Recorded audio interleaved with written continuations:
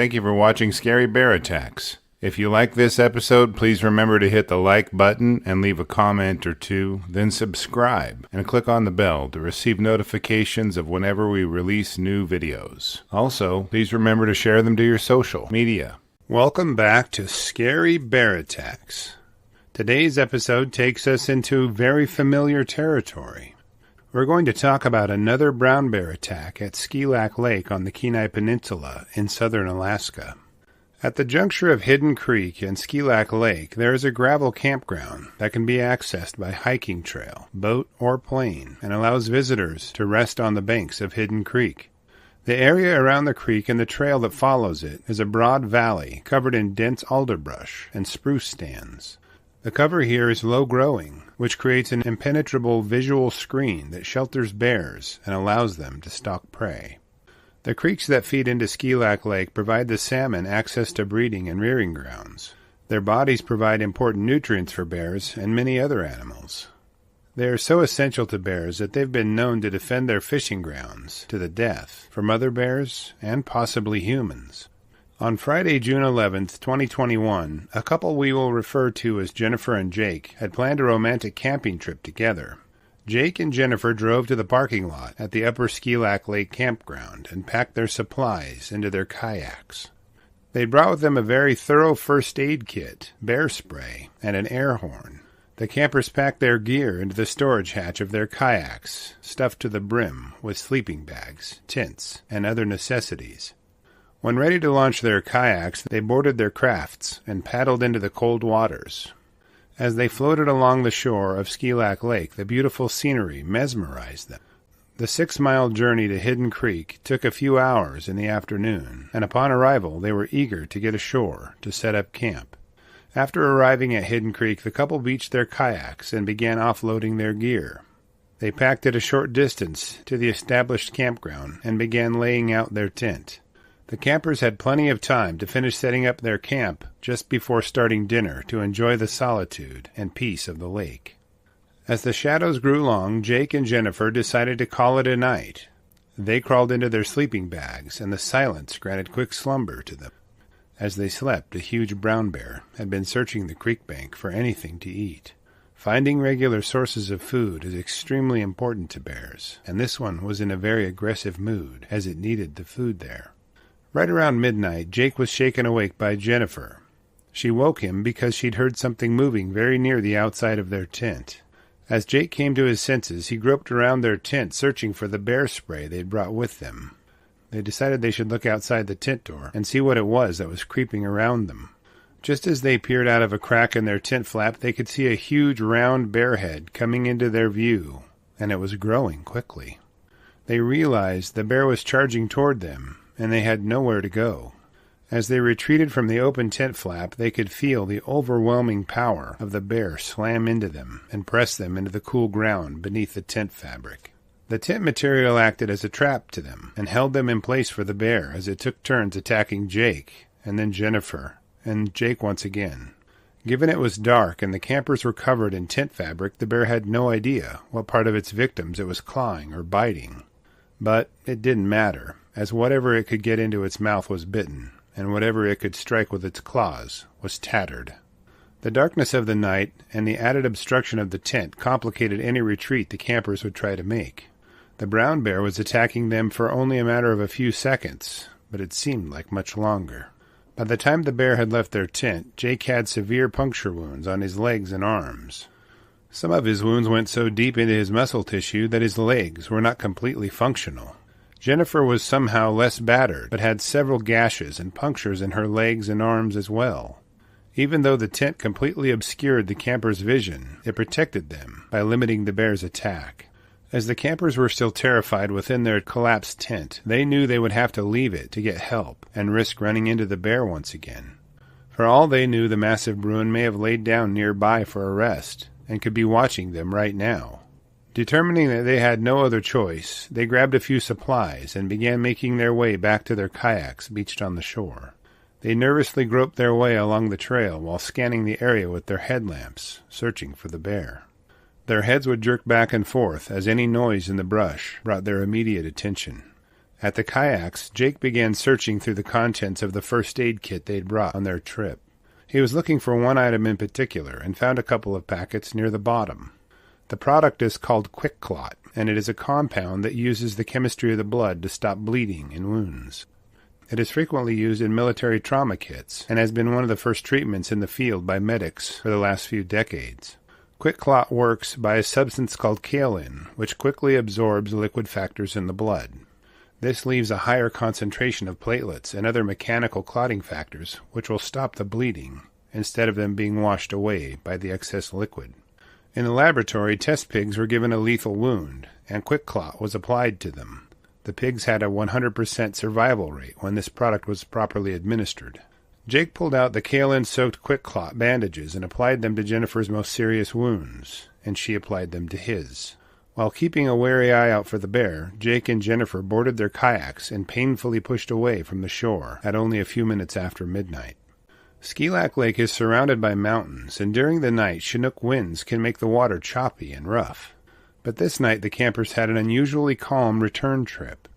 The stars reflected on the calm lake surface, portraying a more peaceful scene than what they had just experienced. It took them a few hours to make the trip during the daytime, without any injuries. By 2 a.m. they had covered the 6 miles and returned to Upper Skilac Lake campground. As soon as they paddled up, they began yelling for help. Their cries were met with several campers emerging from their tents.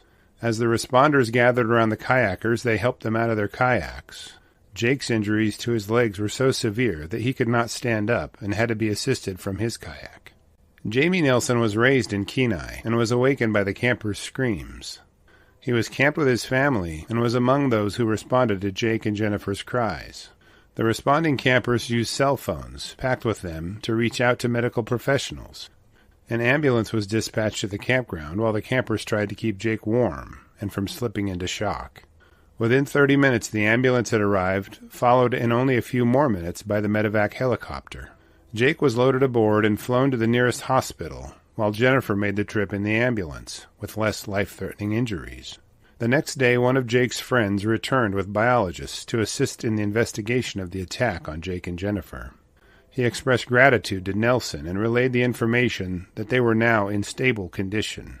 Nelson stated that seeing so many people respond to the kayakers' late-night appearance at their campsite was life-affirming. He remarked that when Alaskans see someone in trouble, they will come running to help. During the investigation, Alaska Department of Fish and Game and U.S. Fish and Wildlife Service agents converged on the attack site. While there, they collected DNA evidence from the tent left by the bear, as well as rounded up all of Jake and Jennifer's belongings. They reported that there were no bears anywhere near the attack site, and sign that was left there was inconclusive. After analyzing all the evidence, they concluded that the attack was unprovoked. They also commented that Jake and Jennifer may not have survived had they not been well prepared. Their comprehensive first aid kit, bear spray, and bear horn demonstrated a well-planned trip that accounted for the potential of a bear attack. ADFG officials closed Hidden Creek Trail to allow investigators to complete their investigation, and it was reopened the following Sunday. A search for the bear was fruitless, and it was not pursued for any further action. Although Jake and Jennifer received gashes and puncture wounds on their legs and arms, their efforts in planning for their own safety paid dividends. To have a brown bear attack you while you're sleeping in your tent is extremely rare, and being prepared may be the only option campers may have for survival. After reviewing the facts surrounding this episode, I'm left with a few questions for you. Did the bear attack Jake and Jennifer because they were close to Hidden Creek and the salmon it contained? Do you think the bear was surprised by the campers after stumbling into the tent and attacked out of defensive motives? Did the tent help or hurt the campers' efforts to avoid being attacked by the bear? Do you plan to add Quick Clot or similar product to your first aid kit? I hope so. I'll enjoy reading and replying to your comments, so please post them in the comments section below, and let's talk about it. Welcome back to Scary Bear Attacks. Today's episode takes us to the trail system north of Elmendorf-Richardson Joint Air Force Base in northern Anchorage, Alaska. The elevation along the base is low, seldomly rising above 200 feet above sea level. With gentle rises and drops in the terrain, the trails in this area are prime exercise alternatives for soldiers at the base. The soldiers' preferred modes of exercise here include riding mountain bikes and jogging along the trails. The base spreads over 74,000 acres and hosts moose, wolves, black bears, and brown bears on its territory. Biologists recommend that people in known bear country avoid rapid movements toward or away from bears, given either action may solicit a predatory or defensive attack by the bears. With this information as our background, we begin our episode today. On Sunday, May 18, 2014, a husband and wife, Jacob and Jessica Gamboa, were stationed on Elmendorf and decided to go to the trail system on the north part of the base for a run together. Jacob was assigned to Elmendorf to the 4th Infantry Brigade Airborne Combat Team in the 25th Infantry Division. Jessica was originally from Sacramento, California, and was a fit and sassy blonde fitness fanatic. She was training to run a half marathon soon. The young couple had added a son to their family just 4 years prior. Together, the Gamboas drove to a parking lot near the trail system and disembarked from their vehicle for a refreshing jog. Spring in Alaska comes on very suddenly. It is easy to argue that this part of the state has only 2 seasons, a brief and bright summer with daylight for nearly 24 hours each day, and long winters with limited daylight hours. Spring and fall pass nearly undetected and last only days in some years. This type of climate requires bears to find food fast to prepare for winter hibernation. In prior episodes, we've discussed sow bears raising their cubs near human population centers. They do this because boars avoid areas populated by people, and food sources are found easily in trash cans and other human waste. Sows who raise their cubs nearer human population centers are larger than others, and tend to have more cubs live to early adulthood, so this practice is an undeniable benefit to them. As Jacob and Jessica bounced along the trails, Jacob's pace began to lead him further ahead of Jessica. He was a soldier and was in great shape, so a more brisk pace was what he was accustomed to, while his wife had a more leisurely pace. Now, base authorities had informed trail visitors that bears and moose are known to travel through the area and may be dangerous. They've issued recommendations to trail users to pack bear spray whenever venturing out for exercise. I could find no source indicating that Jacob and Jessica had brought bear spray, a firearm, or a bear horn along with them on their run this day. As Jacob pulled away from Jessica, I can only imagine that he wasn't worried about his wife, as they'd agreed to travel a specific route. He likely believed that he would complete the course and wait at the vehicle for his wife to complete it as well, but leaving his wife behind would prove to be a tragic and costly wager on his part. As Jessica watched her husband bound off in the distance, she set in on a jogging pace comfortable to her. Soon Jacob was out of view, and Jessica was enjoying the tranquility of nature by herself. Jessica rounded a brushy and blind corner in the trail and glanced up to see a brown bear cub just off the trail she was traveling. The first thing to race through her mind was, where was the mama bear? A sudden overwhelming feeling of dread filled Jessica's mind, and she slowed her pace to a walk as she scanned the brush. A noise in the bushes behind her and to her left drew her full attention. Jessica could see a huge sow brown bear galloping toward her. She would have had time to dispense bear spray had she brought it. As the sow approached her, Jessica put her hands out in front of her as a sign of submission to the sow. She then turned her back slightly toward the bear just before being shoved by both of the sow's paws onto her face. The difference between reality and the surreal arrived in the form of searing pain in Jessica's body with each bite from the bear's jaws. Jessica knew she couldn't possibly fight off this bear and hoped that playing dead would end this confrontation before too much damage was done to her. The sow straddled her as she lay on the ground, bit into her buttocks, and lifted Jessica completely off the ground. While being carried, Jessica had fleeting thoughts of meeting her death and longed to see her son. She was carried about 10 feet across the trail toward where the cubs were located. After dropping Jessica into the grass, the sow decided to make sure that there was no threat posed to her cubs. The woman curled into the fetal position, hoping to shield herself from any further damage from the bear. The sow was unconvinced of Jessica's attempt to play dead and bit and slashed her a few more times before scanning the brush toward her cubs. Jessica didn't move during this reprieve in her attack. Before leaving, the sow slashed her a few more times, before biting her and watching for a reaction. The bear stared and huffed mere inches from Jessica's face before fading into the brush. The woman knew better than to hop right up. She laid still for several minutes just in case the sow was nearby watching her for signs of life. She lifted her head and glanced around to see if she could locate the sow, before slowly climbing to her feet. Feeling the pain and seeing the blood gushing from her injuries, Jessica knew she had to get somewhere that someone would more easily find her. Presently located off the trail and in tall grass, it would be like looking for a needle in a haystack, so she dragged herself into the middle of the trail. Now exhausted and bordering on shock, she flopped onto her back and rested. After composing herself and gathering strength, Jessica began looking over her surroundings. Her blood painted the grass and soil everywhere she looked like a macabre work of art. Blood pulsed from a wound in her neck, and she began to yell for Jacob, hoping he was somehow nearby her. Hearing no reply from her husband, Jessica's mind ran through her remaining options. She looked toward the sky and muttered a prayer, hoping for intervention in her predicament. Praying for enough strength to make it to the truck, she slowly pulled herself to her feet. Jessica began assessing the damage the sow had done to her body. Her right leg seemed to work fine, despite being gashed and bleeding. Her left leg hadn't fared nearly as well, and didn't function properly. It was gashed more severely, and went weak when she put her weight on it. Jessica began to slowly limp her way down the trail, while putting pressure on the wound in her neck.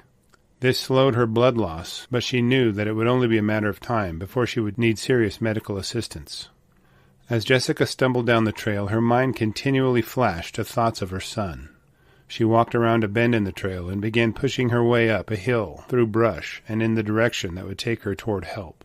The severely wounded woman walked for almost 2 miles before seeing a white pickup truck slowly approaching her location. Her first thoughts were that it was Jacob, but this truck model differed from theirs. A senior medic from the base was out for a day of fishing in the remote area. Sergeant Colin Gillikin was originally from Michigan and was stationed at Elmendorf. Seeing Jessica from a short distance, Sergeant Gillikin initially thought she was covered in mud and wondered if she may have slipped or was tired. She was curiously holding her neck, so he decided to investigate what had happened. Jessica didn't appear to be in distress to the medic as he approached and asked her what was going on. She informed him that she had been attacked by a bear. Then the strange incident began to make more sense to him. He guided her to his truck and noticed that what he thought was mud caked on her shirt was coagulated blood mixed with dirt. Once he got Jessica loaded into his truck, he had her maintain pressure on her neck while they bounced back down the trail toward medical attention. As they were en route, he dialed 911 to notify first responders and develop a solution for Jessica. The medic assessed her neck wound and didn't identify any arterial bleeding that was urgent. Their best option was to get her to the hospital as fast as possible. The medic had no first aid supplies, having cleaned his truck a few days prior. By the time Jacob had completed the pre-planned jogging route and returned to the truck, all he had to do was wait for Jessica to arrive. He knew she would likely be several minutes behind him, but undoubtedly expected her to arrive soon. After 10 minutes passed, Jacob's concerns began to grow. Separating while they jogged was ordinary for the couple, but Jessica was never too far behind Jacob in her return. After giving her ample time to make up the distance separating them, Jacob knew something was up and raced to report his wife as missing. Sergeant Gillikin safely transported Jessica to the hospital on base, where her condition was stabilized. The staff at the base knew the extent of Jessica's injuries was beyond their scope of care and arranged for transportation for her to Alaska Native Medical Center in Anchorage. She was listed in stable condition after her wounds were cleaned and sutured shut to stop them from bleeding. While in the hospital, Jessica was placed on blood thinners and monitored after a blood clot was discovered in her head. Surgeons reattached her ear and sutured deep gashes on the back of her head closed. While examining her for less obvious trauma, doctors discovered that her neck was broken during the attack. She had bites all over her body and deep lacerations on her arms and both legs. Jessica later commented that she was bruised all over during the attack. A brief investigation ensued after Jessica's attack. Evidence at the attack scene revealed 7-inch wide rear paw tracks left by the sow. According to investigators, this would put the bear somewhere between 7 and 8 feet in height and weighing over 600 pounds. Following his heroic and helpful actions, Sergeant Gillikin indicated that the experience changed his life. He says he's finally realized that there is something out there bigger than himself. The conservation officer for the base, Mark Sledge, was perplexed and impressed by Jessica's survival instincts. He indicated that she was heroic to have experienced such physical trauma and still survived. Base officials immediately closed the road where Jessica's attack occurred to prevent further confrontations with the sow and her cubs. This allowed them to keep the attack site free from interference and corruption of evidence. Jessica's attack was the first one since 2010 and mirrored an attack featured in our episode regarding Staff Sergeant Seth Michael Plant. I've linked to his episode in the video article below if you would like to review it. We will also have an episode discussing the 2010 attack on 4 girls on the base mentioned previously soon. After reviewing the facts surrounding this episode, I have a few questions for you. If Jacob had stayed near his wife, could this attack have been prevented? Would bear spray have deterred the sow from attacking Jessica? What do you think Jessica could have done before the attack to avoid being mauled? What would you do if you came around the corner and spotted 3 brown bears only a few yards from you? I will be glad to read and respond to your thoughts, so please post them in the comments section below, and let's talk about it. Welcome back to Scary Bear Attacks. Today's episode takes us to the Von Postbreen Glacier just northeast of the town of Longyearbyen on Svalbard Island, Norway. Access to this area is gained by boat or plane by following the Icefjord Inlet and hanging a right at the Sassenfjord Arm. At the end of the arm is the boundary of the Sassenbundsø Land National Park. The park and its glaciers descend from the slopes of Hampesfjellet Mountain and decline toward the sea. This area is lower elevation, with the highest peak being Mount Newtontoppen, rising 5,620 feet above sea level. Small plants, lichens, mosses, and fungi make up the fauna on this island, as there are no tall trees. Caribou are just about the only land animals you'll see, apart from Arctic foxes and polar bears. The first week of August 2011 was an exciting one for the young members of the expedition organized by the British School Exploring Society. This organization planned and administered trips to ecologically sensitive areas to increase awareness amongst its members. The expeditions were expensive, but explorers and their families recognized the value was worth the cost. Being that they were charged a premium for the expeditions, parents and explorers had realistic expectations of safety for the participants. After arriving at the campsite, the explorers and their chaperones set up tents and rolled out bedrolls, with the youngsters sharing tents and the elders having their own. Their tents were arranged in a large circle, with their access flaps pointed toward one another. As a precaution, the expedition was provided with an electric alarm fence, which was designed to keep polar bears from invading the perimeter of the camp without the occupants being alerted. This fence had been on several trips, and packed for storage between them. The wear and tear on the materials in the fence had already taken a toll, but it still functioned, with a few small improvisations. The camp hosts also brought along a vintage Mauser 98K Army rifle from World War II stock. It was fairly reliable and had seen its better days, but would be thought of as a backup source of protection to the fence. Now, many expeditions are required to establish a bear watch to make sure that polar bears do not sneak into camp while everyone is sleeping. As we discussed in our prior episode, catching Arctic campers in their tents is easy for a stealthy and camouflaged polar bear to accomplish and is the worst-case scenario. During a typical bear watch, a volunteer stands guard with flashlights or spotlights to ensure the camp perimeter is safe while other campers sleep. After a designated time, that volunteer is relieved by a different volunteer, and so on until the sun is up. Having experience performing bear watches on prior expeditions, some chaperones were concerned about exhausting the explorers and decided against establishing one. The best-case scenario for a bear watch is that the volunteer stays alert for their shift, but the inherent flaws in that assumption reveal the weakness of the execution of a bear watch. Each day the explorers were tasked with a specific goal which varied between completing a hike, collecting information, or cooperating on a task. A few days prior, while out and about, the explorers had happened upon a polar bear track in the snow. The track was eerily just outside their camp a few hundred yards. After discussing the presence of the bear tracks near their camp, the chaperones pointed out that the precautions they had taken would be sufficient protection. Given their long and safe history of expeditions in the Arctic, polar bears are not as big a threat as they seem. After all, venturing into the bear's environment creates an expectation and possibility of seeing them in their natural habitat and function. That night, the explorers were tired from the day's activities and settled into their warm sleeping bags to rest. In a tent shared by Patrick Flinders, Horatio Chappell, and Scott Bennell Smith, Flinders rolled his sleeping bag out in the middle, with Chappell and Bennell Smith on each side of him. After a small amount of bedtime banter, the boys drifted off to sleep. After several hours of peaceful sleep, Patrick was awoken by the violent shaking of their tent. He heard odd scratching sounds on the tent fabric. As he looked around, he could see the tent bow downward toward his face and then collapse. The young man immediately pulled his sleeping bag up over his head and curled into a ball. He was hoping this was only a nightmare, and screamed, "I don't want to be here anymore," repeatedly. The top of his tent was torn away, allowing a flood of cold morning air and light to permeate the inside. Patrick could hear yelling outside his sleeping bag, as the chaperones were trying to run the polar bear off. He glanced outside his sleeping bag and could see one of them being dragged across the ground by his head in the polar bear's jaws. He shuddered at the sight of such a scene, and terror filled him as the polar bear's head swung in the direction of his tent once again. Patrick tried to pull himself deeper into his sleeping bag, but its paltry shelter would only protect him from the cold temperatures. He peeked out once again from his sleeping bag to see the enormous head of a polar bear snapping its jaws at anything inside his tent. The fur of its face was covered in blood from the chaperone it had attacked. By this point, Patrick was convinced that he might die.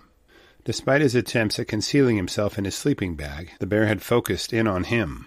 The massive polar bear struck the sleeping bag that concealed Patrick, which knocked him sideways. In the shift of his position, his arm poked out of his sleeping bag. The polar bear didn't miss a detail, or an opportunity. As soon as it saw Patrick's arm protruding from his sleeping bag, it bit into the boy's elbow, crushing his bones.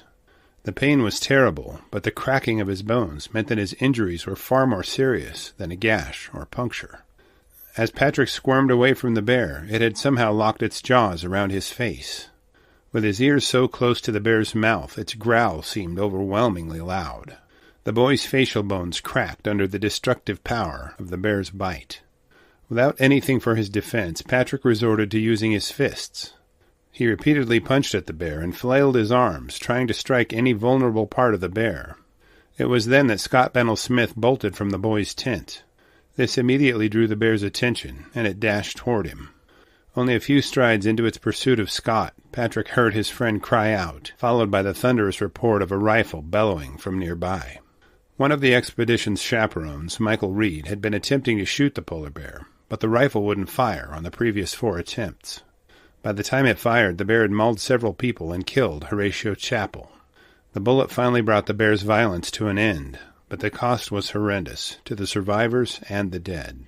The total damage done by the polar bear was the camp guide, Michael Reed, with a severe bite wound to his head, Scott Bennell Smith with paw swipes to his head and back, Patrick Flinders with a gashed and cracked skull from the bear's bite, Andrew Ruck with a clawed face, and Horatio Chappell dead. Yet this attack could have been worse. After the polar bear was dispatched, its corpse was examined by investigators.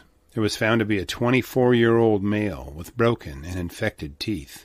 It was severely underweight at only 550 pounds. This episode is a follow-up to the prior episode regarding Horatio Chappell's death, which is linked below. It is written from the perspective of Patrick Flinders and what he witnessed and experienced during the event. After reviewing the details of this attack, I'm left with a few questions for you. Given the expedition's bear fence was modified, was the British School Exploring Society negligent in their actions taken to prevent a polar bear attack? Was the risk of exhaustion worth establishing a bear watch the night of the attack? How did the polar bear know to knock over the fence post to render it useless? I will enjoy reading and replying to your thoughts, so please post them in the comments section below, and let's talk. Welcome back to Scary Bear Attacks. Today's episode takes us to the north shore of Skilak Lake on the Kenai Peninsula in Alaska. As we have reported on a few attacks in this area recently, it is a location with a developing conflict between people and bears.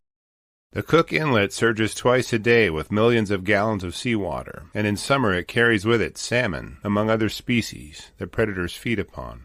The flat sloping forests along the inlet rise to hills and then to mountains within 30 miles of the shores. This increase in elevation amounts to about 1 mile in gain and creates different forest zones and characteristics. The streams and creeks created by this gain allow migrating salmon to procreate and continue their species, as well as many others. The birch, hemlock, and spruce trees are the backdrop of a colorful palette augmented by animals like moose, hares, and squirrels. These animals are pursued by black bears, coyotes, lynx, wolves, and brown bears. At the northeast corner of Skilac Lake, Doroshen Bay opens up to a small valley. The slopes on either side of the bay are forested, but the valley bottom is grassy and swampy. The lake's waters saturate the soil in the valley, creating a damp and muddy environment known as muskeg, just the kind of place that moose like to inhabit. On Tuesday, September 22nd, 2015, 47-year-old Gregory Matthews was hunting for moose with his brother Roger. They'd spent some time planning this hunt from their homes in Plano, Texas, and had planned to hunt together utilizing a moose call. They practiced calling for moose and helped each other improve their grunts and moans before traveling to Alaska. After boating their way to the north shore of Skilac Lake, the men decided to grunt for moose overlooking the grassy meadow along the valley bottom. If they managed to get a reply from an interested moose, they may be able to see it coming from a few hundred yards away. The requirements for a legal moose harvest in Alaska requires hunters to ensure the width of the bull's antlers as well as the number of brow tines. Shooting one that doesn't meet these requirements can get you into big trouble, even if it isn't a trophy animal. As the hunters spaced themselves out about 40 yards apart from one another, they prepared to grunt for moose. To do this, a tool similar in appearance to a bugle is used as a sound amplification device. A hunter places the smaller end toward their mouth, and the larger end they point in the direction from which they hope moose will answer. The hunter then makes a deep sound. It doesn't sound very loud when it's heard, but the antlers of the moose act like a satellite dish, amplifying the sound they receive to their ears.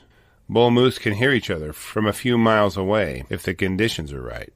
The men set up with Gregory being positioned between his brother and the moose's anticipated approach. Roger would grunt and groan, drawing the moose in his direction and right past his brother's concealed location. This arrangement keeps the lovesick bull's attention on a different place than Gregory's hideout. As Roger grunted and groaned, the sounds of his make-believe moose moans drew the attention of more than the moose in the area. The expectation of a lovesick bull's response was cover for the approach of a predator, less lovesick and more hungry. Gregory scanned the brush and hoped to hear the plodding steps and deep grunts of a moose as it approached him. Instead, he witnessed the bushes rustling only 20 yards from him. He watched in horror as a huge sow grizzly and her half-grown cubs stepped out. It was clear to Gregory that the grizzly had come in to find what she thought was a rutting bull moose. She came in expecting to find a prey animal. She was accustomed to hunting, and when she fixed her gaze on Gregory, it became clear she had the same intention with him. As the sow slowly stepped toward Gregory, he yelled at her and threw up his hunting rifle. He fired at her, and the bullet struck the grizzly in the jaw, but did nothing to stop her stalk toward him. The sow broke into a quick trot toward Gregory as he tried to work the action on his rifle again. The sow closed in on him so quickly that the only thing he could do was shove the barrel of his gun into her mouth. She shook her head until she dislodged the rifle barrel and proceeded once again toward Gregory. The sow was now within biting range of Gregory, and as she plowed into him, she knocked him to the ground. She wasted no time in latching her canines onto Gregory's head. She drove her teeth through his scalp and into his skull bones. Gregory instinctively raised his left arm above his head to protect his neck from the bear's jaws. As he did this, the sow clamped down on it and gave Gregory a good shake. The sow sunk her teeth deep into the tissues on Gregory's back and lifted him off the ground a few times, slamming him down after each one. Roger, having now heard Gregory yell and the grizzly roar as the attack commenced, came to his brother's aid. He could see the grizzly sow swatting and snapping at his brother. He immediately drew down on the bear's shoulder with his .300 Win Mag. Roger let it rip twice with his hunting rifle and watched as the sow disappeared into the brush before the report from his rifle stopped echoing through the valley. Just for the record, I hunt with a .300 Win Mag, and it is my most preferred hunting rifle for any big game. I've dropped a Shiras moose in Idaho in its tracks from 80 yards with this rifle, and its power brings a humane ending to any game animal's life, even without perfect shot placement sometimes. After the grizzly dashed back into the brush, Roger helped Gregory back to his feet, and with their heads on a swivel, they made their way toward the boat. They didn't have any way to reach out for help and rested along the shore hoping for some kind of intervention. Only a few minutes passed before the sound of a boat motor broke the silence in desperation. As the Matthews brothers eagerly watched a boat rapidly approach their location, they waved their arms and yelled to make sure the boat didn't pass them by. The fishermen pulled near the brothers, and the Matthews boys informed them about the bear attack. The fishermen agreed to try to get cell phone service toward the middle of the lake and sped off. As they reached the middle of Skilac Lake, their call to 911 got through at 6:15 p.m., and a Life Med helicopter was dispatched to pick up the hunters. Gregory was flown to Central Peninsula Hospital in Soldotna for initial treatment of his wounds. He was said to be in good condition the day after the attack. The following day, Roger returned to the location of the bear attack and guided a biologist through what had occurred. They searched the area looking for evidence of what had happened to the bear and carried their firearms at the ready. After searching the perimeter of the attack site, the sow's dead carcass was located. She had made it about 100 yards after being shot by Roger. The authorities then began to consider the location and fate of the cubs. Based on the brothers' description, they decided the cubs were at least 2 years of age. They looked over the sow and could see that she was no longer lactating, meaning that she was no longer nursing them. The cubs had been eating food that she had foraged with them, and had learned by now what to eat. After a few more searches for the cubs yielded nothing, the authorities gave up looking for them. The Alaska Department of Fish and Game required that the Matthews brothers complete paperwork describing the circumstances of the attack. They also collected the salvageable parts of the sow's carcass. State biologist Jeff Loringer stated that there was a marked uptick in bear attacks around the refuge in 2015.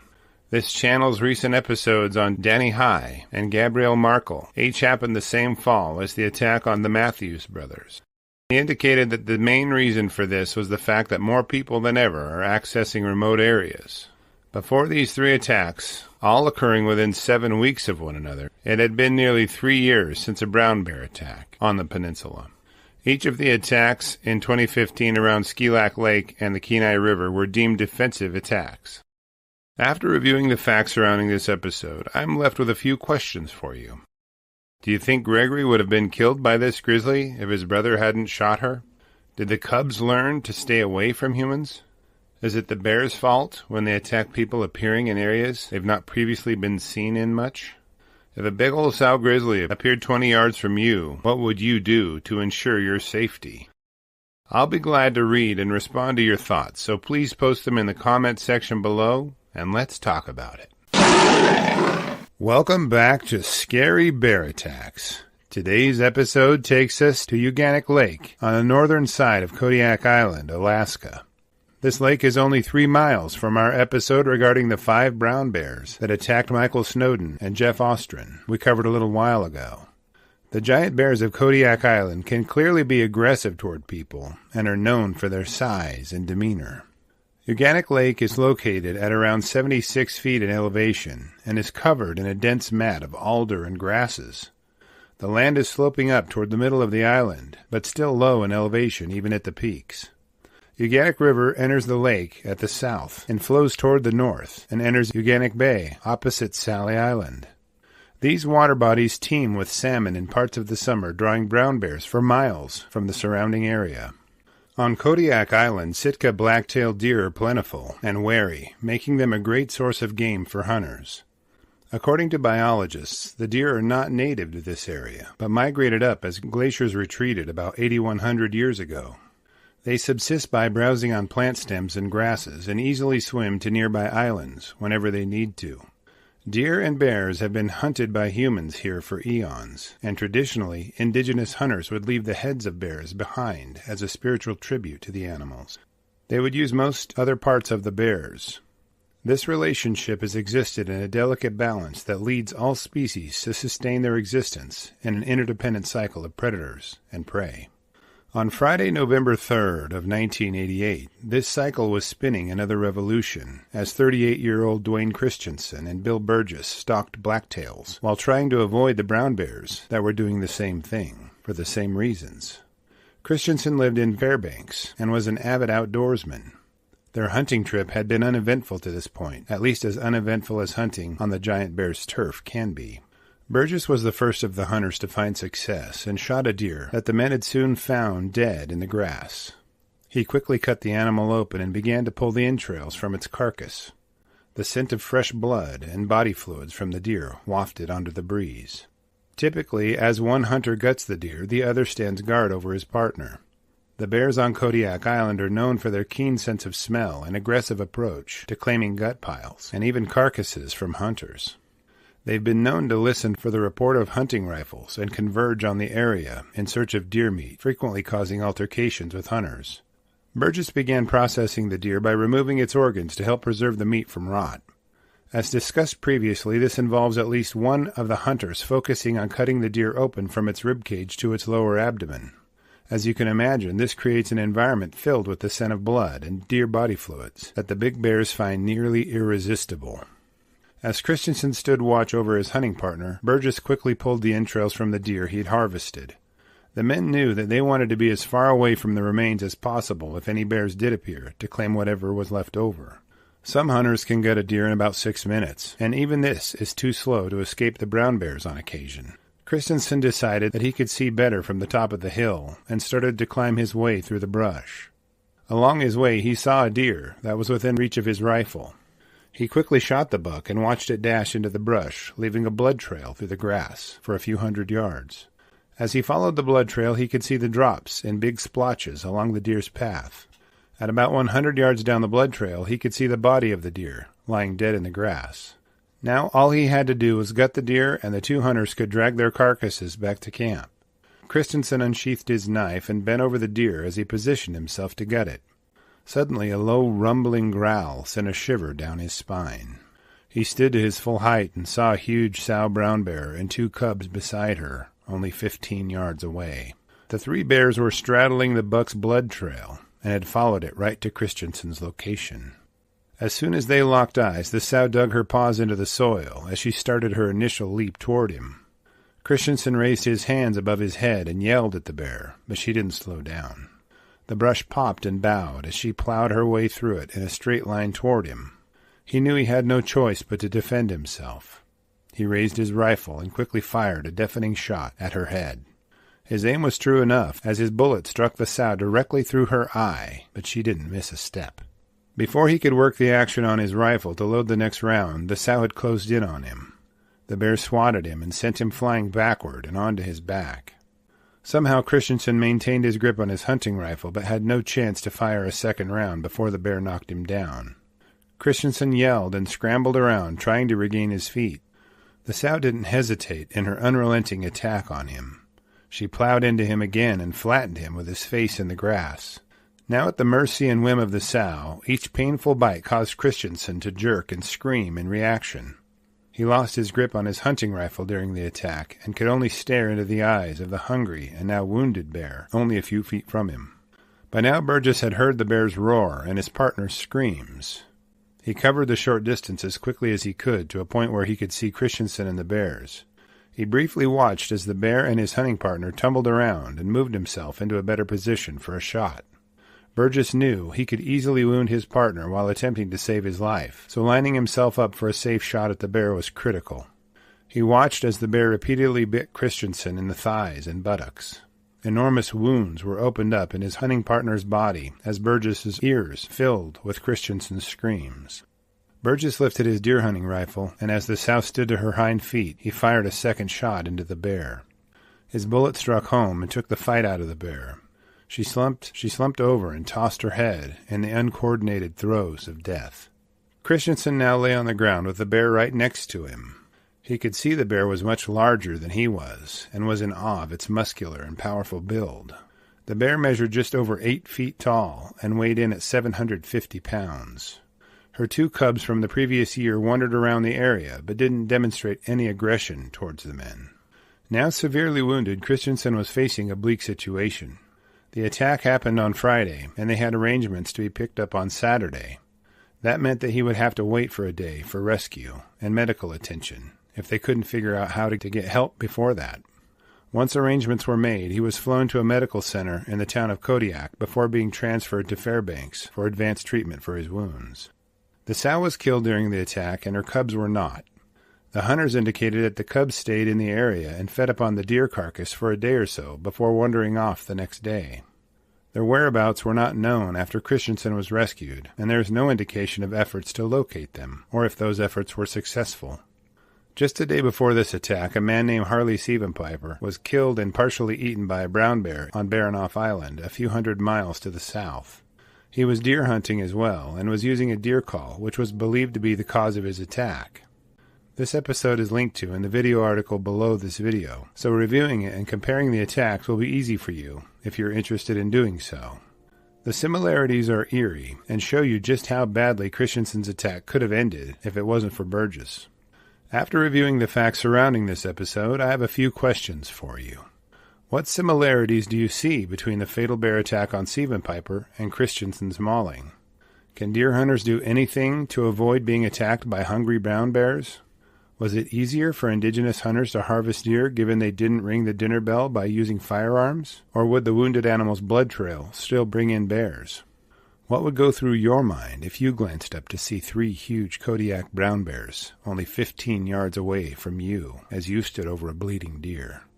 I will be glad to read and reply to your thoughts, so please post them in the comments section below, and let's talk about it. Welcome back to Scary Bear Attacks. Today's episode takes us to the Schrader Lakes area in the Arctic National Wildlife Refuge in northern Alaska. ANWR spreads for 19 million acres of the most diverse habitat in the Arctic region. The Brooks Range is an expansive chain of mountains that covers the Arctic areas of Alaska. Some peaks in the Brooks Range reach over 9,000 feet in elevation and are capped with ice and snow year-round. Dall sheep dance along the slippery icy slopes, and moose meander the Muskegon meadows. On the north slope, floods of melting snow carve deep valleys packed with poplar and spruce trees.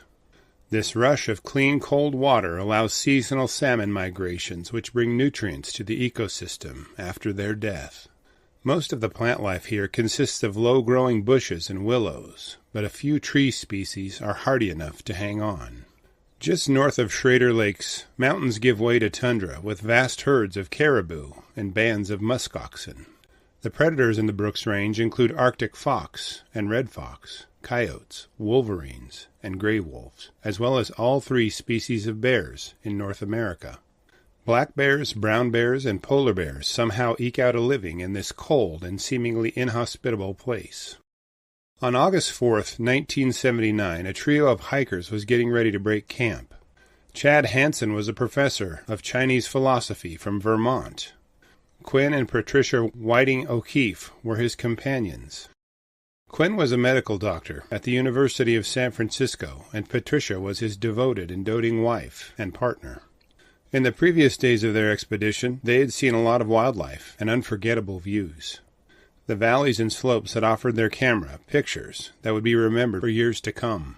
Herds of caribou thundered across the tundra, and moose peeked from behind small trees and bushes, making the hikers' experience inspiring and peaceful. One notable animal that they hadn't seen was suspiciously missing from their immersive experience in the backcountry. They knew that brown bears were commonplace in this environment, but somehow they had avoided seeing one so far. The hikers were not packing bear spray, given it was not invented yet, and had decided not to take any firearms along on their adventure. Patricia did have the forethought to adorn her backpack with bear bells, though, so the possibility of running into a bear had crossed their collective minds. As the trio hiked the rolling foothills, Patricia pulled ahead of the men by around 50 yards. She did not expect to run into bears, given they hadn't seen any to this point. As she topped a small rise and disappeared on the far side, the men climbed toward her location. Patricia crested the rise and walked down the slope several yards. Suddenly she heard a rustle in the brush nearby and glanced to see what the source of the sound could be. She was filled with terror as she saw a huge brown bear with her 3 cubs steaming toward her from only a few yards away. She could only scream before the sow closed in on her, and had no time to do anything else before the bear dropped her with a single swat from her massive paw. With Patricia now out of sight, the men heard her scream in terror, but couldn't see anything occurring. Quinn and Chad scrambled up the rise to find the sow and her 3 cubs disappearing as they ran away. A sudden rustle in the bushes to their right revealed another sow brown bear, with her 2 little cubs charging toward them in a bluff charge. The men backed down and allowed the sow space. She turned her cubs around and fled as quickly as the other bears had done. After avoiding the second sow's charge, Chad and Quinn searched for Patricia. They followed her moans to a spot just off the side of the trail. To this point, their attention was diverted by running into 7 brown bears within just a few seconds of each other, but now it was all directed to Patricia. Quinn bent down over his wife and was horrified to see how much damage the single swipe from the sow's claws had done to her beautiful face. He could tell by the damage done that the bear's paw had likely struck Patricia on her right temple area. The gashes across her face told the tale of the attack. Her nose was severed and dangled by a small piece of skin. Her scalp on the right side of her head had been sliced and hung attached to her only at the top. Furthermore, her right eye, the tissues, and the bones surrounding it were destroyed and misplaced. Patricia was conscious, though, but bleeding profusely. Quinn tried to put the severed portions of his wife's face back in place and applied pressure to her wounds to slow the bleeding. He and Chad briefly discussed how to get her help and agreed that the best strategy was for Chad to go.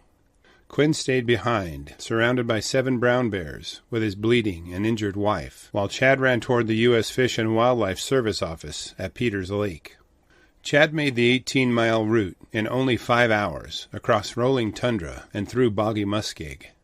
Upon his arrival, officers there tried to reach out to request a medical helicopter to Patricia's location. Severe weather had rolled in and prevented radio contact.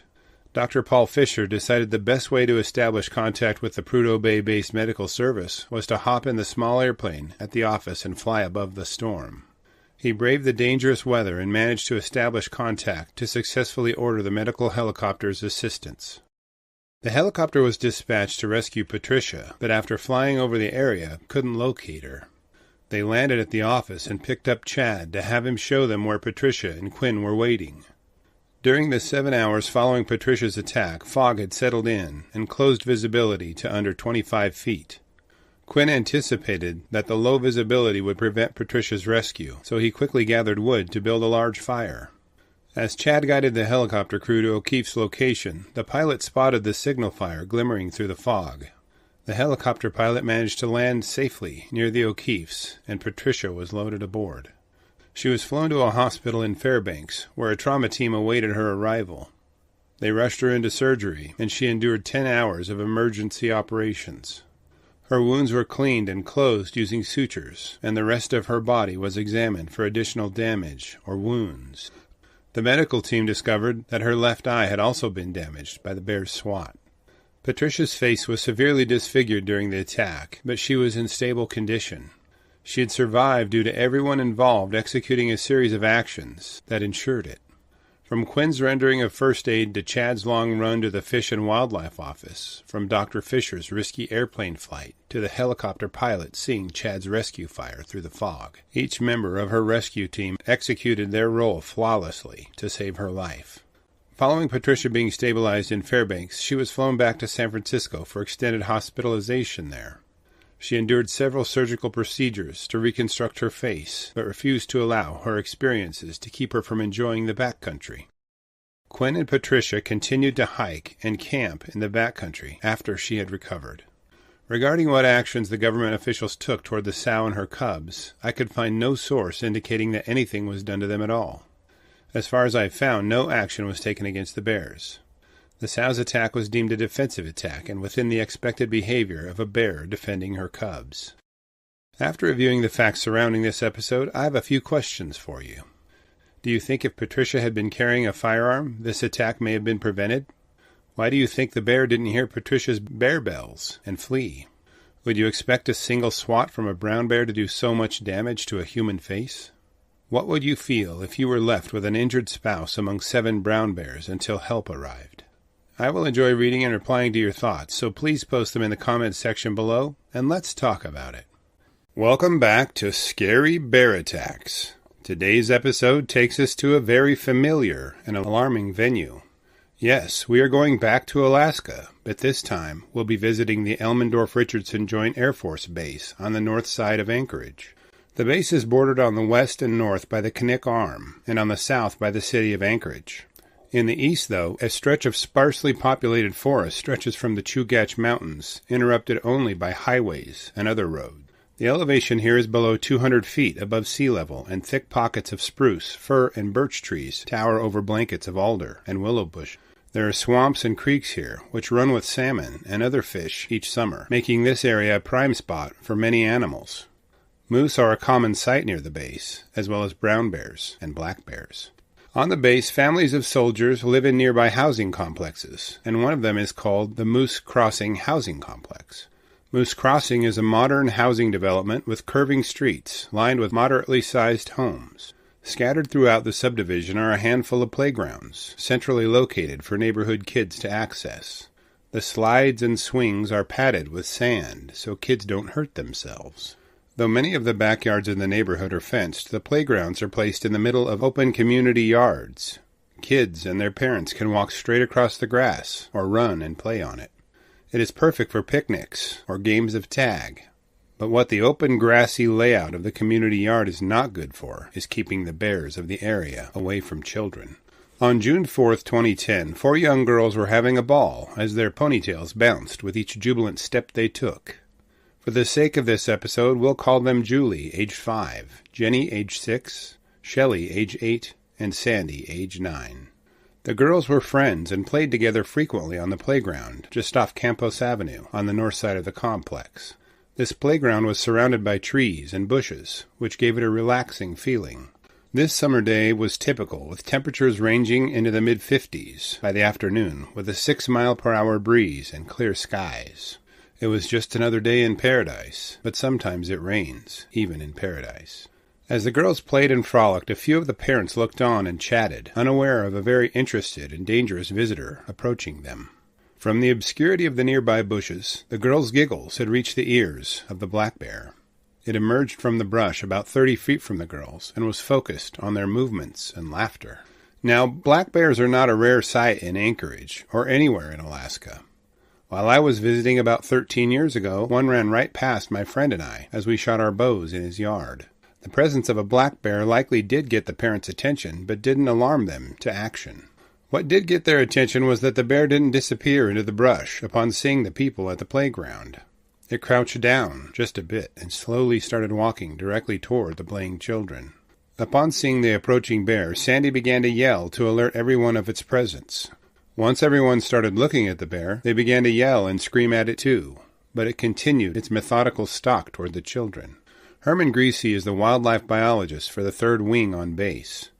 Part of his job was to educate the base residents on how to handle interactions with wildlife and stay safe doing so. He spent time in the schools and made sure to explain to the kids that playing dead was what to do if they surprised a bear. But how do you teach a child what to do when they encounter a bear demonstrating predatory behavior?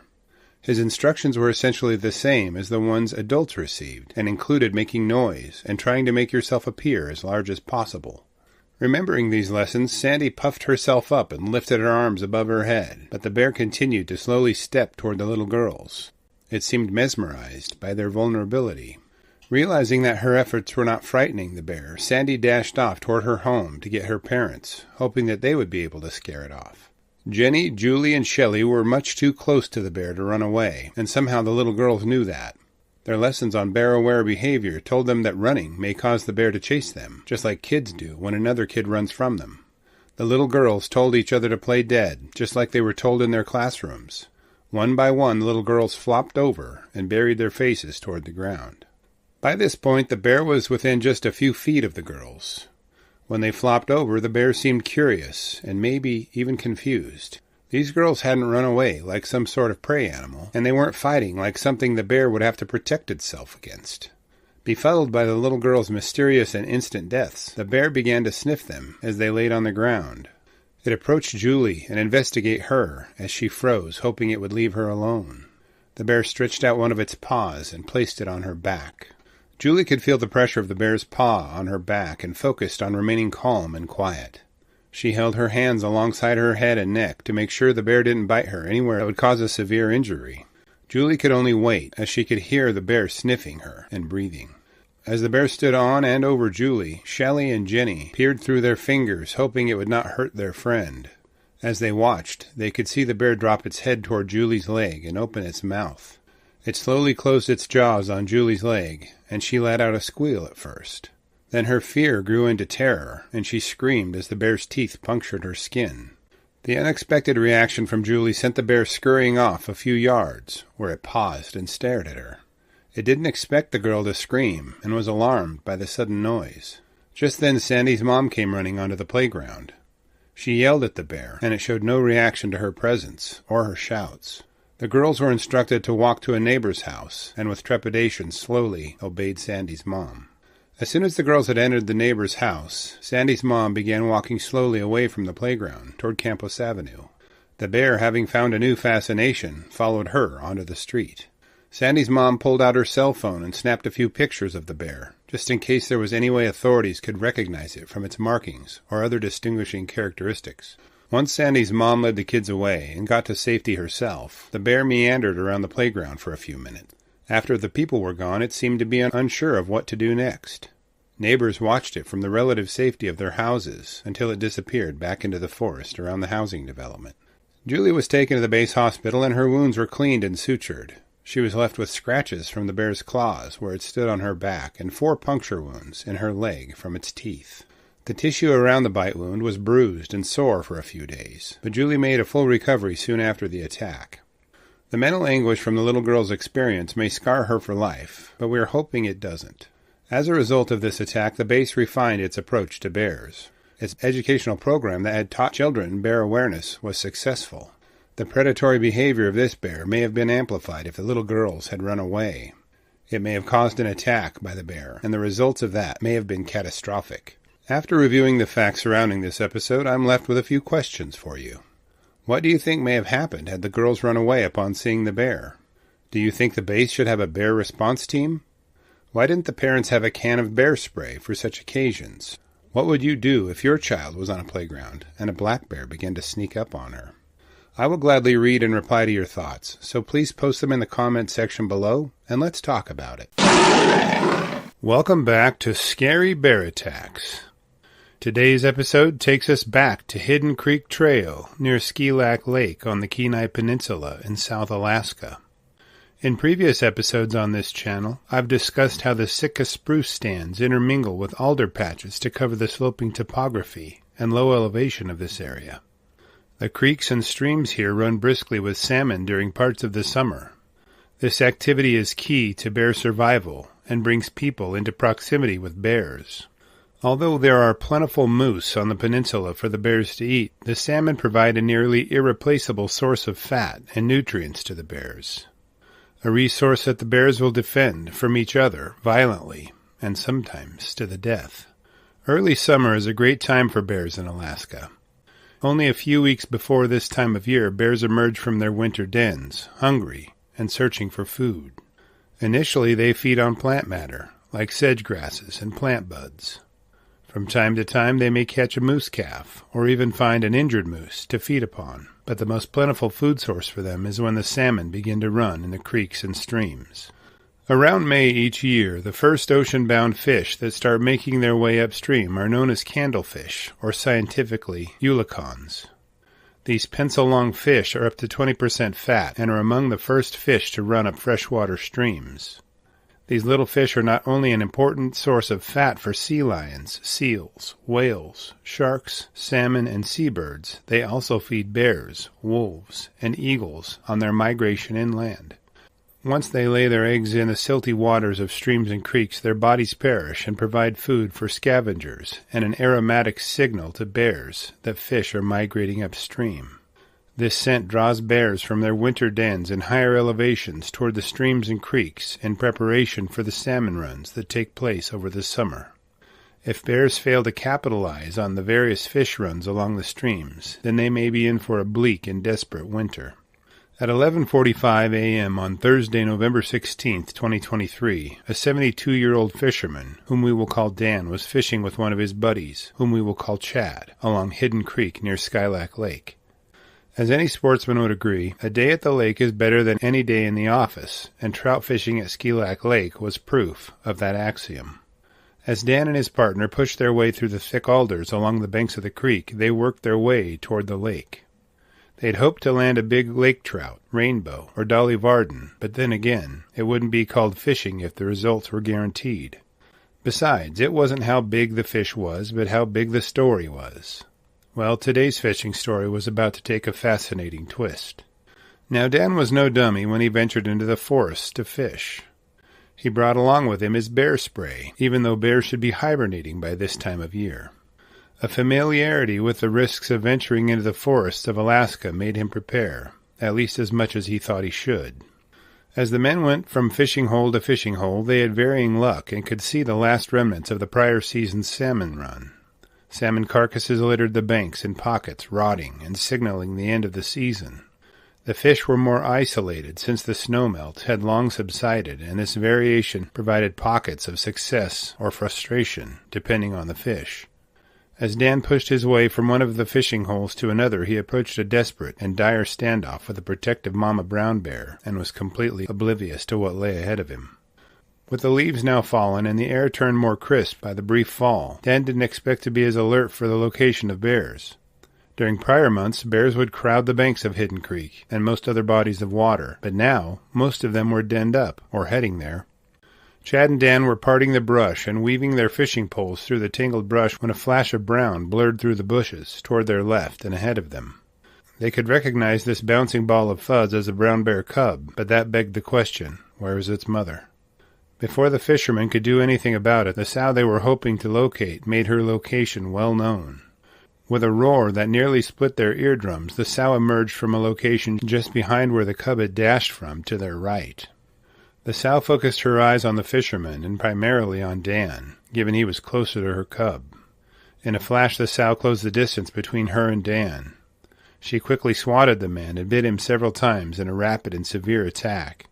She knocked Dan down and swatted him a few more times before disappearing into the brush to find her cubs. Chad somehow had avoided being attacked by the angry sow and stood afterward, confused and overwhelmed at the speed and violence of the sow's attack on Dan. Seeing his friend laying on the ground, bleeding and stunned, triggered something in Chad. He knew he would have to find help for Dan. Given the men had few options but to walk out, he helped Dan to his feet, and they assessed the damage inflicted by the bear. There isn't a clear source that indicates just how the men managed to get help, but somehow a medevac helicopter made its way to their location. The first responders loaded Dan into the helicopter and quickly flew him out to a hospital for medical attention. Once he was examined, Dan's injuries were labeled as non-life-threatening, which is no indication of their severity.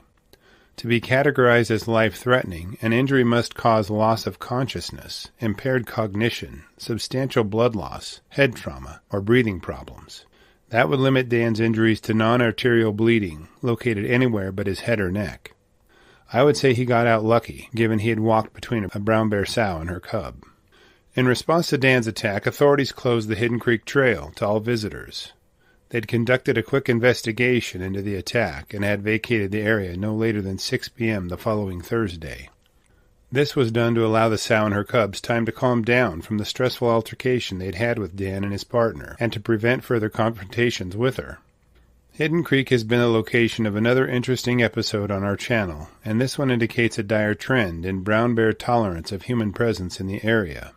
Our prior episode is linked to in the video article below this video, so you can review it if you are interested in learning about it.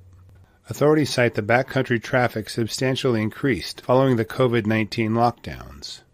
With an increase in human traffic, starving or hungry bears may be falling back on aggressive and defensive behavior to protect food sources. After reviewing the facts surrounding this episode, I'm left with a few questions for you. Granted that Dan and Chad had brought bear spray, would a firearm have changed the outcome of this attack? Did this sow's cubs see anything that may increase the likelihood of them attacking humans over their lives? What could Dan and Chad have done to avoid such a violent surprise confrontation? What would you do if you found yourself face to face with an angry brown bear sow, armed only with a fishing pole for your defense? I'll be glad to read and reply to your thoughts, so please post them in the comments section below, and let's talk about it. Welcome back to Scary Bear Attacks. Today's episode takes us to the Upper Kenai Trail, accessed from the Skilak Lake Loop Road on the Kenai Peninsula in South Alaska. In some of our previous episodes, we've discussed attacks near this location, and this one took place only a few hundred yards from Hidden Creek. Near Hidden Creek, the terrain opens up to a broad yet small valley. On the west end of that valley, Hidden Creek separates from the Kenai River, which turns east. As it turns, the Kenai River enters a steep canyon, but doesn't lack in alderbrush and patches of Sitka spruce. This canyon forms a boundary of physically demanding terrain, which tends to keep human traffic to a minimum. The steep slopes retreat from Skilac Lake and the fish offered to sportsmen there, leaving only adventuresome folks to appreciate the isolation and solitude of the Upper Kenai River Trail. The allure of wilderness has always beckoned to primitive pilgrims who appreciate the purity and privacy of isolated areas. On June 29th, around 7:38 p.m., Jason Umbriaco and his 14-week-old border collie Buckley were hiking the Upper Kenai Trail and enjoying time in the woods. Jason was visiting the area from Montana and had been learning to live with a brain injury he'd suffered in 2008. He'd leaned on dogs to help him in his rehabilitation. Buckley was his most recent support animal, helping him in his recovery. As the man and his trusty companion were trudging through the bushes, making their way along the trail, they had no idea what surprise lay in wait for them. A brown bear sow and her 2 cubs were trying to find salmon along the banks of the river and headed in a direct route toward the man and his dog. As Jason and Buckley rounded a corner, they heard a rustling in the bushes just above the trail. To Jason's horror, a massive brown bear sow emerged from the brush, followed by her 2 cubs. Jason froze at the sight of the bears and slowly reached for his bear spray. Buckley instantly rose to his owner's defense and furiously closed in on the bears. He dashed toward the sow and her cubs while barking and growling, as if he was going to scare them. The sow reacted with confusion and rage as the dog seemed to threaten her and her cubs. She swatted at the dog and spun in defense of her young ones. Jason wasn't sure what to do as Buckley continually attacked the bears while ignoring his owner's instructions to come back. After hearing Jason's yelling, the sow lifted her head from snapping at Buckley and set her dreaded gaze on the man. The fury in her eyes communicated her rage as she covered the 50 feet separating them in a flash before Jason could flip the safety cap off of his bear spray. Jason lifted his hands toward his head as the sow bore down on him. By the time the sow clamped her jaws onto Jason's arm near his elbow, the reality of the situation had set in. He realized this was not some horrific nightmare, but something he had to deal with quickly. The sow shook her head back and forth, jostling Jason violently. As soon as she released her grip on his arm, Jason did the only thing that made sense to him at the time. He leapt from the bank of the river, hoping the sow would relent in her attack on him. As the cold water shocked him into realizing what he had just done, he struggled toward the surface. The sow didn't miss a beat and charged into the water after Jason. By now he had stood to his feet as the rushing water pushed around his waist. The sow sank her giant yellow canines into his shoulder and bit down while twisting her head violently. Quickly ripping deep gashes with her teeth, the sow decided to check on her cubs and made her way out of the river, leaving Jason battered but alive. Jason watched as the sow and her cubs beat a hasty retreat as he called for Buckley. After a brief search, the stress of the attack led Jason to head back to his vehicle to seek medical attention for the wounds the sow had inflicted on his body. Buckley was nowhere to be found and couldn't be heard barking in reply to his calls. Jason hiked quickly, trying to put as much distance between him and the brown bears as he could. Once Jason arrived at his vehicle, he accessed his cell phone and gratefully received service. He called 911 and requested help to his location. While under care at the hospital in Soldotna, the details of Jason's attack circulated quickly among the staff and to the helpful ears of a nurse by the name of Bonnie Nichols. Bonnie had heard from the hospital's chaplain that Buckley was still missing after Jason's condition had stabilized. Bonnie informed Jason that if he would send her a picture of Buckley, she would post it on her social media platforms to try to help locate him. It turned out that a woman named Wendy Wilson was driving to Anchorage the day Jason and Buckley had the run-in with the sow. She had stopped along the roadside after seeing a stray dog trotting down the shoulder of the road. After rounding up the dog, who turned out to be Buckley, Wendy took him home with her and made sure he had food and a warm place to stay for the night. He was missing his collar with his dog tags, which were pulled off at some point, and the scrap with the bears.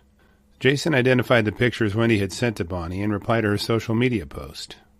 After spending one night at the hospital, Jason was discharged and was ultimately reunited with Buckley. Authorities issued some valuable information to the public following Jason and Buckley's attack.